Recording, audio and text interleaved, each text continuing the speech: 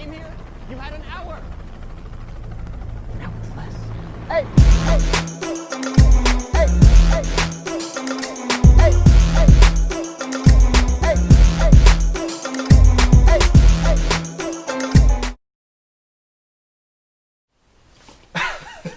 This phone is annoying, man. It's annoying, and I know it ain't just me because I've been listening to my wife say the same stuff for freaking a year and a half about this phone, or the one she got. Yo, it freezes more than my S20 ever froze. The freaking autocorrect, yo, Siri, Apple got a mind of its own with autocorrect, bro. Oh, goodness. It's so annoying, and it won't learn me, and I'm like, yo. I've been typing this word for like 4 days. Like, you haven't learned me yet? It's just like, nah, fam. I'm gonna type something different every time. It's so annoying. So what are you trying to say?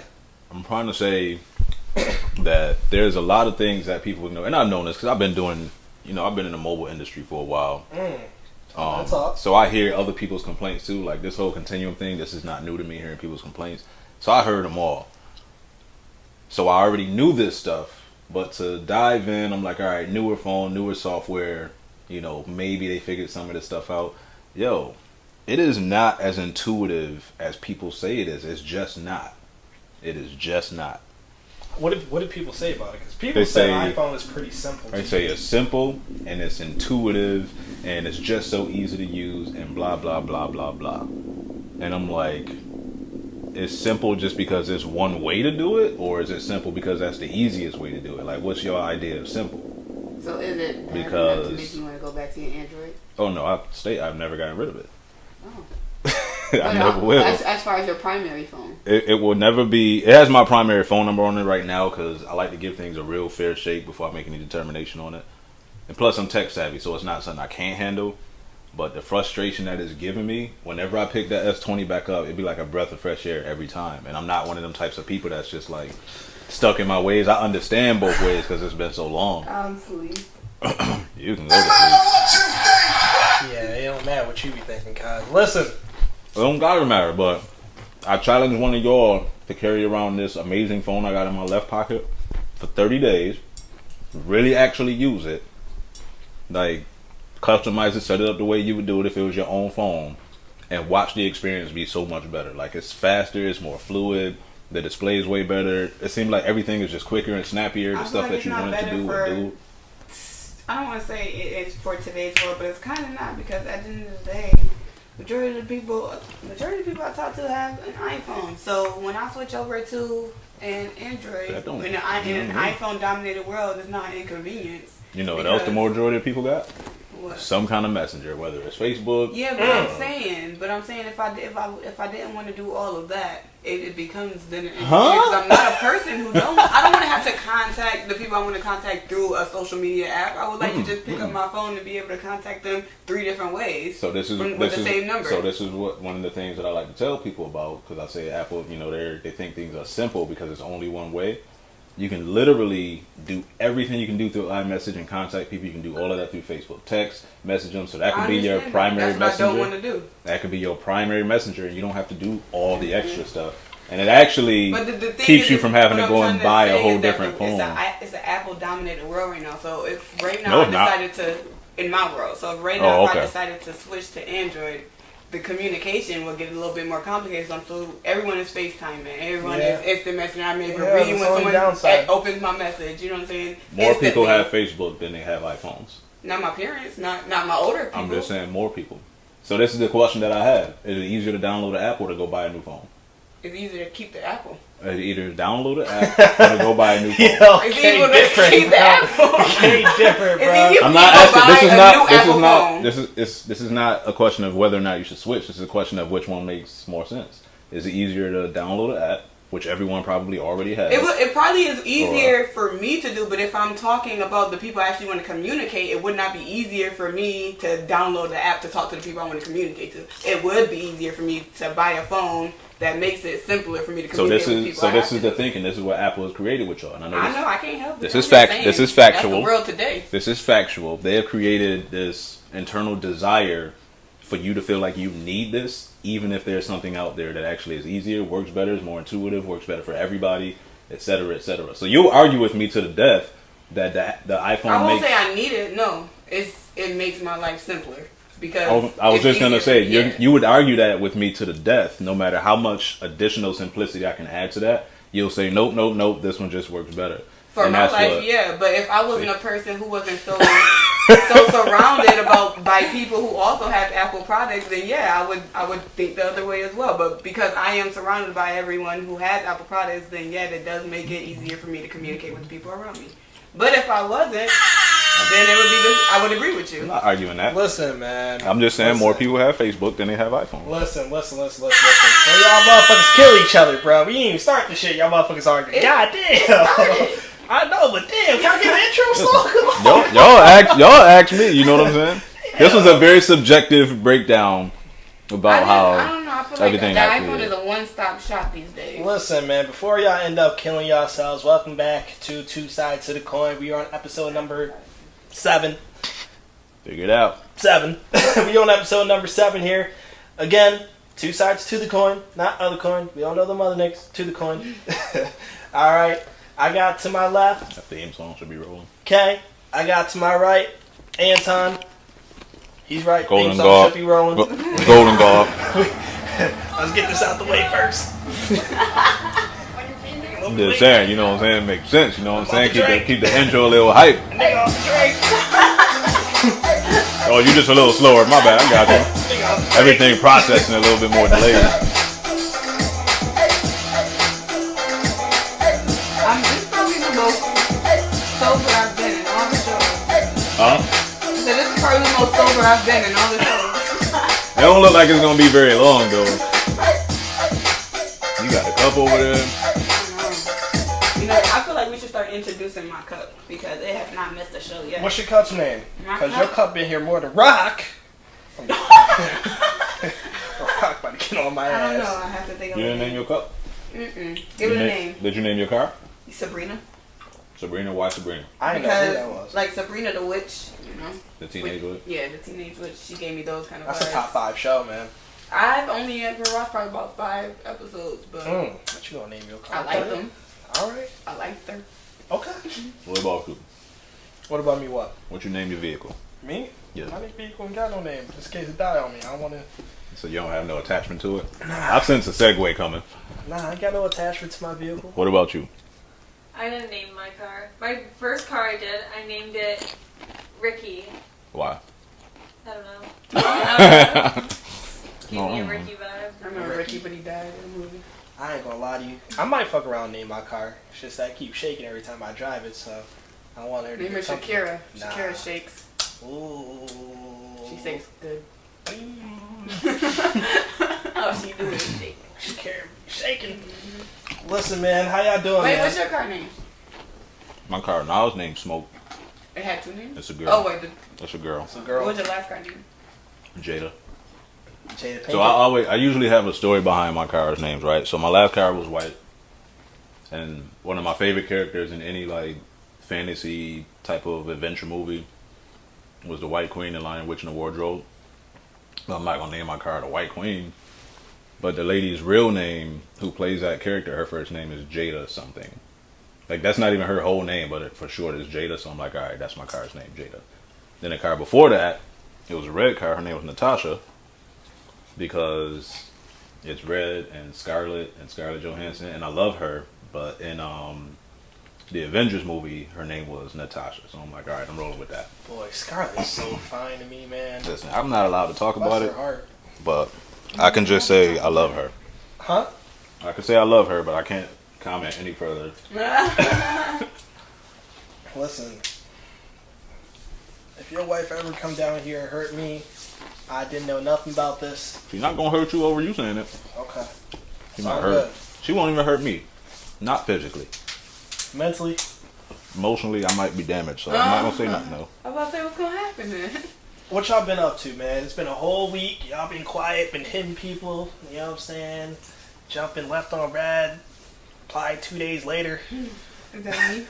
Somebody. Oh, No, I'm it's good you. for It's that. you. It's you. I'm on that. I'm good for that. Now, what y'all been up to, man? It's been a whole week. Dang, I feel like I've been doing something, but can't think think of what I've been doing. I mean, them nails is over there giving diamond icy vibes over there. Oh, I'm blind right about you know what, now. y'all are, thank you, but y'all terrible, because this is the third week I've had these on. Well, that's all right. I noticed them just now. That's Thank all you. that matters. Thank you. Now, if I have to was, take a if drink. it was your BF that noticed them 3 weeks later, then That's you a know. problem. I had to take a drink because I couldn't find no excuse for that. As long as they not all broke off. So. They are, well, if you get into it. I'm not But going you with know. it. Just let me keep the compliment. How bad are guys at that, to be honest with you? How bad are guys noticing, like, the little shit that y'all be doing? Be very careful. My guy, he's terrible There you like that. go. My guy is terrible. No, but the thing about him is that if he doesn't pay for it, he doesn't know. So it's like he knows when my hair is getting done, when he does know because he had paid for it or he knows about the nails. But I'm pretty sure if I was just to walk in with my nails done, it'd probably take him like until the end of the day to realize like, oh snap, you got your nails done. That ain't too bad. That's Yeah, not I too don't really. bad. But Me, it used to be bad. you're terrible bro. at it. Used to go like a full week, even with the That's horrible. Full week to notice somebody had plastic surgery. Yo, even with the hints, they be like, "Yeah, man, I love the color blue." Like I just got this new blue mustache, Isaiah. Like, Yeah, hit with the. Y'all ever did something and was like waiting for someone to notice what you did, and they didn't notice? I do that for fun. I do too. Like when I get sharp and you know what I'm saying, I get all dressed up and I'll go stand in the doorway and I'll pop my collar for my lady and I'm like, "What's up? How you doing today?" And I'll go like this, just so she could say like, "You look handsome." And if she don't say it, I'll be tight. I do Like it you the gotta opposite. say it. I look a complete mess and be like, "Oh, you notice something different?" You be mad obvious. Like you notice something different right here on my back, right here, right quick. crazy. I'm gonna be honest with me. I don't know. I really don't be having too many moments. Wait, let me think. Yeah, no, I feel as if I don't have too many moments like that. Yo, Except you for everybody. still talk? You talk the old girl with the ex? Nah, bro. Yo, did you block her? I mean, I ain't block her. Oh, no. man. Let me tell you why I didn't block her. Right, it goes back to this podcast we had 2 weeks ago. Right, y'all are like, "Yeah, you can't be blocking nobody." You know what I'm saying? Hey, that applies to different situations. That shows how weak you are. So I'm like, damn, I can't let them know that I'm weak. You know what I'm saying? Like, fuck around. Nah, because you said you was gonna block her for you, and I was like, I get that. But my thing is, I haven't viewed her stories or anything like that neither. So you it's see like- them like- and you consciously Yeah, ignore them. Yeah. Wow, that's worse than blocking. That's like seeing That's somebody. me. That's That's like what I seeing do, though. somebody and then just walking by them. We were just talking. I do the same thing. I would literally I go got out you, the bro. way to not click on your stuff. But I won't block you. I'm gonna be honest. This is the one girl who I refuse to smash because I know as soon as like I smash, like This is the one girl. nah, Damn, no, many of no, them is it? But Dang, nah. this dude just put his business in the streets, bro. I'm a Christian. Listen, this is one chick I refuse to smash. I don't care how bad she looks that day. I don't care how seductive she be trying to be. Bruh, I know like as soon as like I break into them walls and shit like that, I know I'm trapped. Like, it was so hard to break free from that girl, bruh. I don't know what type of sorcery she had on my ass. That Right, shit was, and you didn't bring it to the walls, and it was still hard to get away from it? Bruh.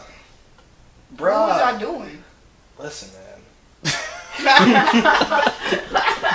I'm trying to understand how she get you and she didn't get you. Nah, she did everything, bruh. It's just like... She did everything but have sex with you? No, we did... Penetration? Nah, we did some shit, but we didn't have, like, you know, intercourse or some shit like that.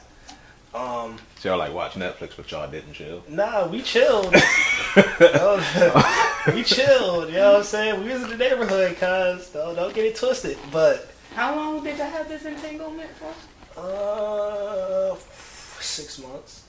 But you know what's fucked up? I'm not mad at the no intercourse part. I'm mad at the how'd you get so messed up about it part. For 6 months, you okay, probably but emotionally okay. attached. Let me paint the narrative for y'all, right? All right. This is how old am I now? 24, right? I'm 21, right? Gotta wave that shit so you can see the M. 21, right?